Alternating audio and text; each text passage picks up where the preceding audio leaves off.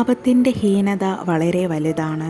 ലഘുവായി നമുക്ക് തോന്നുന്ന തെറ്റുകൾ യഥാർത്ഥത്തിൽ ദൈവത്തിൻ്റെ അനന്ത നന്മയ്ക്കെതിരായ ഗൗരവമേറിയ ധിക്കാര പ്രവൃത്തികളാണ്. വിശുദ്ധാത്മാക്കൾ അവരുടെ ചെറിയ തെറ്റുകളെ പ്രതി എത്രമാത്രം വേദനിച്ചു കരഞ്ഞിരുന്നു എന്നത് ഇതിന് തെളിവാണ്. നാം ബലഹീനരാണ് എന്ന് വാദിച്ചേക്കാം, അത് ശരി തന്നെ. എന്നാൽ ഈ ബലഹീനത അതിജീവിച്ച് നമ്മെ ശക്തരാക്കുന്നതിനായി സമൃദ്ധമായ കൃപ ദൈവം നമുക്ക് നൽകുന്നു. തെറ്റിൻ്റെ കാഠിന്യം മനസ്സിലാക്കാനുള്ള പ്രകാശവും പ്രലോഭനങ്ങളെ ചെറുത്ത് തോൽപ്പിക്കാനുള്ള ശക്തിയും പ്രദാനം ചെയ്യുന്നു. എന്നിട്ടും നാം ബലഹീനരാണ് എന്ന് പറയുന്നതിൽ കഴമ്പില്ല. അതിനർത്ഥം ദൈവം ഔദാര്യത്തോടെ തരുന്ന ജ്ഞാനവും ശക്തിയും സ്വീകരിക്കുന്നതിനായി നാം പ്രാർത്ഥിക്കുകയോ കൂദാശകൾ സ്വീകരിക്കുകയോ ചെയ്യുന്നില്ല എന്നാണ്. ഉന്നതനായ ഒരു ദൈവശാസ്ത്രജ്ഞൻ്റെ അഭിപ്രായത്തിൽ ഒരു മാരക പാപത്തിന് ആത്മാക്കൾക്ക് നരകശിക്ഷ വിധിക്കുന്നുവെങ്കിൽ അനേകം ലഘുപാപങ്ങൾ ചെയ്യുന്നവരെ, പ്രത്യേകിച്ചും അവ ചെയ്യുന്ന അവസരത്തിൽ ലഘുവാണോ മാരകമാണോ എന്ന് പോലും വ്യക്തതയില്ലാതെ ചെയ്തു കൂട്ടുന്നവരെ ദീർഘകാലം ശുദ്ധീകരണ സ്ഥലത്ത് കഴിയാൻ അനുവദിക്കുന്നു എന്നതിൽ അത്ഭുതമില്ല. ഇങ്ങനെ ചെയ്തു പോകുന്ന അനേകം ലഘുപാപങ്ങൾക്ക് വേണ്ടത്ര അനുതാപമോ പരിഹാരാനുഷ്ഠാനമോ ഇല്ലാത്ത അവസ്ഥയുമായിരിക്കാം. ഇവയ്ക്ക് പാപസങ്കീർത്തനം വഴി മോചനം ലഭിക്കുമെങ്കിലും ഉചിതമായ പരിഹാരം ശുദ്ധീകരണ സ്ഥലത്തിൽ വെച്ച് അനുഭവിക്കേണ്ടി വരും. നാം അശ്രദ്ധമായി ഉരുവിടുന്ന ഓരോ വാക്കിനും കണക്ക് ബോധിപ്പിക്കേണ്ടി വരുമെന്നും അവസാന ചില്ലിക്കാശ് വരെ കൊടുത്തു വീട്ടാതെ തടവറയിൽ നിന്ന് മോചിതരാവുകയില്ലെന്നും നമ്മുടെ ദിവ്യനാഥൻ തന്നെ വ്യക്തമായി അരുൾ ചെയ്തിട്ടുണ്ടല്ലോ. വിശുദ്ധർ വളരെ ലഘുവായ പാപങ്ങളെ ചെയ്തിരുന്നുള്ളൂ, അതും തീരെ കുറച്ച്. എന്നിട്ടും അവർ അതേ പ്രതി ഒത്തിരി ദുഃഖിക്കുകയും കഠിന പ്രായശ്ചിത്ത പ്രവർത്തികൾ അനുഷ്ഠിക്കുകയും ചെയ്തിരുന്നു. എന്നാൽ നാം അനേകം തെറ്റുകൾ കൂടുതൽ ഗൗരവമായുള്ളവ തന്നെ ചെയ്യുന്നു, പക്ഷേ അവയെക്കുറിച്ച് ദുഃഖിക്കുകയോ പരിഹാരമനുഷ്ഠിക്കുകയോ ചെയ്യുന്നുമില്ല. സാധാരണ ഒരു കത്തോലിക്കൻ ചെയ്തു പോകുന്ന നിരവധിയായ ലഘുപാപങ്ങളുടെ എണ്ണം കണക്കാക്കുക എളുപ്പമല്ല.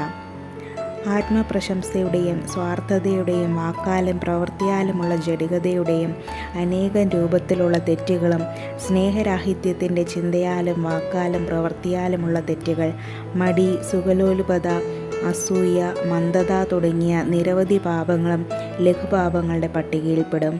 അതുപോലെ തന്നെ ഉപേക്ഷയുടെ കാര്യങ്ങളുടെ കാര്യത്തിൽ നാം വേണ്ടത്ര ശ്രദ്ധ ചെലുത്തുന്നുമില്ല. ദൈവത്തിന് നമ്മുടെ സ്നേഹത്തിൻ്റെ മേൽ 1000 കാരണങ്ങളാൽ അവകാശമുണ്ടെങ്കിലും നാം അവിടുത്തെ വളരെ കുറച്ച് മാത്രമേ സ്നേഹിക്കുന്നുള്ളൂ. അവിടുത്തോടുള്ള നമ്മുടെ പെരുമാറ്റം പ്രത്യേക താല്പര്യമില്ലാതെയും തീവ്രതയില്ലാതെയും നന്ദിഹീനമായ വിധത്തിലുമാണ്. അവിടുന്ന് നമുക്ക് ഓരോരുത്തർക്കും വേണ്ടി മരിച്ചു. അതിനനുസൃതമായി നാം അവിടുത്തേക്ക് നന്ദി പറയാറുണ്ടോ? അവിടുന്ന് രാപകലെന്നോണം സക്രാരിയിൽ നമ്മെ കാണാൻ, നമ്മെ അനുഗ്രഹിക്കാൻ കാത്തിരിക്കുകയാണ്. എത്ര വിരളമായാണ് നാം അവിടുത്തെ പക്കൽ ചെല്ലുന്നത്.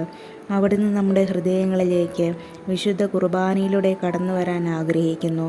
എന്നാൽ നാം അവിടത്തേക്ക് പ്രവേശനം നിഷേധിക്കുകയാണ് ചെയ്യുന്നത്. ഓരോ പ്രഭാതത്തിലും അവിടുന്ന് തൻ്റെ മരണം നമ്മുടെ അൾത്താരയിൽ പുനരവതരിപ്പിച്ചുകൊണ്ട് അനന്തമായ അനുഗ്രഹങ്ങൾ നമ്മിലേക്ക് ചൊരിയാൻ ആഗ്രഹിക്കുന്നു. നാമോ ഈ കാൽവരി യാഗത്തിൽ അണയാൻ എത്ര വലിയ മടിയാണ് കാട്ടുന്നത്. ദൈവാനുഗ്രഹത്തോടുള്ള എത്ര വലിയ അവഗണനയാണിത്. നമ്മുടെ ഹൃദയം കാഠിന്യമേറിയതും നീചവുമാകുന്നു. അത് സ്വന്തം സുഖത്തിൽ മാത്രം മുഴുകിയിരിക്കുന്നു. നല്ല വീടും സുഭിക്ഷമായ ആഹാരവും വിലയേറിയ വസ്ത്രങ്ങളും സുഖസൗകര്യത്തിന് ആവശ്യമായ പലതും നമുക്ക് ഏറെയുണ്ട്. എന്നാൽ നമുക്ക് ചുറ്റും പട്ടിണിയും ദാരിദ്ര്യവുമായി ഏറെ പേർ കഴിയുന്നു. അവർക്ക് ഒന്നും കൊടുക്കാൻ നാം തയ്യാറല്ല. നമുക്ക് വേണ്ടിയാവട്ടെ ആവശ്യത്തിലും ഏറെ ചെലവിട്ട് ധൂർത്തടിക്കുന്നു. ദൈവം നമ്മെ സൃഷ്ടിച്ചത് അവിടുത്തെ സേവിച്ചുകൊണ്ട് നമ്മുടെ ആത്മാക്കളെ രക്ഷിക്കാനാണ്. എന്നാൽ ഭൂരിഭാഗം ക്രിസ്ത്യാനികളും ദൈവത്തിനായി രാവിലെയും വൈകിട്ടും കഷ്ടിച്ച് 5 മിനിറ്റ് വീതം പ്രാർത്ഥനയ്ക്കായി കൊടുത്തിട്ട് 24 മണിക്കൂറിലെ ബാക്കി സമയം മുഴുവൻ ജോലിക്കും വിശ്രമത്തിനും സ്വന്തം സുഖസന്തോഷത്തിനും ചെലവഴിക്കുന്നു. 10 മിനിറ്റാണ് ദൈവത്തിനും ദൈവം നൽകിയിരിക്കുന്ന അനശ്വരമായ ആത്മാവിനും അതിൻ്റെ രക്ഷയ്ക്കുമായി നാം ചെലവിടുന്നത്. 23 മണിക്കൂറും 50 മിനിറ്റും ഈ നശ്വര ജീവിതത്തിനായി ചെലവിടുന്നു. ഇത് ദൈവത്തോടുള്ള നീതി പുലർത്തലാണോ? നമ്മുടെ ജോലിയും വിശ്രമവും വേദനകളുമൊക്കെ ദൈവത്തിന് വേണ്ടിയാണ് ചെയ്യുന്നതെന്ന് വാദിക്കാം. അങ്ങനെയെങ്കിൽ അത് നമുക്ക് നേടിത്തരുന്ന പുണ്യം വലുതായിരിക്കും. പക്ഷേ സത്യം ദിവസത്തിൽ പലപ്പോഴും നാം ദൈവത്തെക്കുറിച്ച് ചിന്തിക്കുക പോലും ചെയ്യുന്നില്ല എന്നതാണ്. നമ്മെക്കുറിച്ച് മാത്രമുള്ള ചിന്തയാണ് നമ്മെ ഭരിക്കുന്നത്. നാം ചിന്തിക്കുന്നതും ജോലി ചെയ്യുന്നതും വിശ്രമിക്കുന്നതും ഉറങ്ങുന്നതുമൊക്കെ നമ്മെ തൃപ്തിപ്പെടുത്തുന്നതിന് വേണ്ടിയാണ്. ഓരോ ദിവസവും നമ്മളുടെ ഹൃദയത്തിൽ ദൈവത്തിന് കൊടുക്കുന്ന ഓഹരി എത്ര നിസ്സാരമാണ്. നമ്മെക്കുറിച്ചുള്ള സ്നേഹത്താൽ കത്തിയിരിയുന്ന അവിടുത്തെ ഹൃദയത്തോട് കാട്ടുന്ന എത്ര വലിയ ക്രൂരതയാണിത്. പല ക്രൈസ്തവരും നിർഭാഗ്യവശാൽ തങ്ങളുടെ ജീവിതകാലത്ത് മാരകപാപങ്ങൾ ചെയ്യുന്നവരാണ്.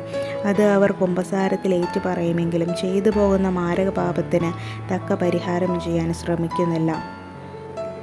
അതുകൊണ്ട് പാപങ്ങൾ മാരകമോ ലഘുവോ ആയിക്കൊള്ളട്ടെ, നമ്മുടെ ജീവിതത്തിൽ 20, 30, 40, 60 വർഷങ്ങളിലായി ചെയ്തു കൂട്ടുന്ന ഓരോന്നിനും മരണാനന്തരം പരിഹാരം അനുഷ്ഠിക്കേണ്ടി വരും. അതുകൊണ്ട് ആത്മാക്കൾ വളരെ കാലം ശുദ്ധീകരണ സ്ഥലത്ത് കഴിയേണ്ടി വരുന്നതിൽ അത്ഭുതപ്പെടേണ്ടതുണ്ടോ?